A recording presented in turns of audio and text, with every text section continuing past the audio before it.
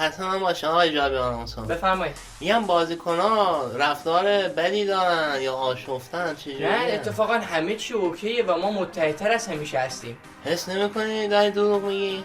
خب عزیزم اینو نگم چی بگم؟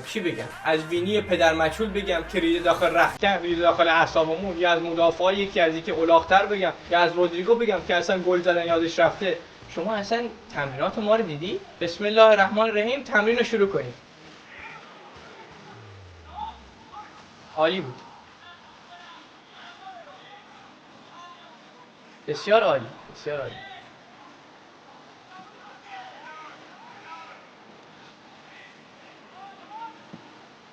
فوق‌العاده. صدق الله العلی العظیم تمومش کنید. یعنی فقط من مشکلت بودم؟ چی کار من داشتی؟ دیوار کوتاه‌تر من پیدا نکردی؟ من فقط بازی کردم. چرا این کار در به من کردی؟ این همه تیم، این همه باشگاه، چرا من؟ برد جلو تو خیلی لذت بخشه. چرا؟ منو ببخشید. میگه من چی کارت کرده بودم؟ آقا بله جانم. آقا کجای من کورم؟ منم یکم دورم. صبر کن الان میام نزدیک جان. سلام پدر جان. سلام. خوبی؟ میگم بازی چی شد؟ کی گل زد؟ امباپه گل زد. واقعا؟ بله. چقدر خوب. میشه واسم تفسیر کنی گلشو؟ بله امباپه تمام بازیکنای خیرونا رو دریبل زد و از اون نقطه پنالتی گل زد.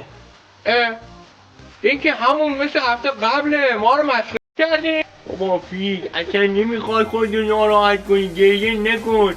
ما انقدر قرار بعداً برات برینیم که این اشکا تبدیل به دریا میشه. اشکات نگه یا برای اون موقع، الان اشک نرید. خواهش میکنم ازت دیگه گریه نکنی ها تا بازی های بعدی. امشب در دربی لندن شما یک بازی سطح جهانی خواهید دید. آخ آی حروم لقمه شرفت لجن. شرف. چی شده فیلیک؟ پکری بخش کردی؟ چه اتفاقی اینجا افتاده؟ چه جهنمیه؟ فرست تایم؟ اینا خیلی خرن لاپورتا. کیا؟ بابا همین آراخو اینا.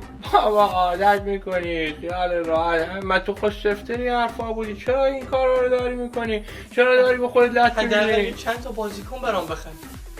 نشد دیگه بابا، تو هم ریدی حرفا گنده تر از دهنت میزنی. یه بازیکن بگو که من قرضی بیام، من نمیتونم بازیکن بگیرم. بردی سمت یه چیزی که منو بندازی وسط. فیلیک تو مثل عکس بودی، بزرگت کردم بیکیفیت شدی، ریدی تو همه چی. خداحافظ.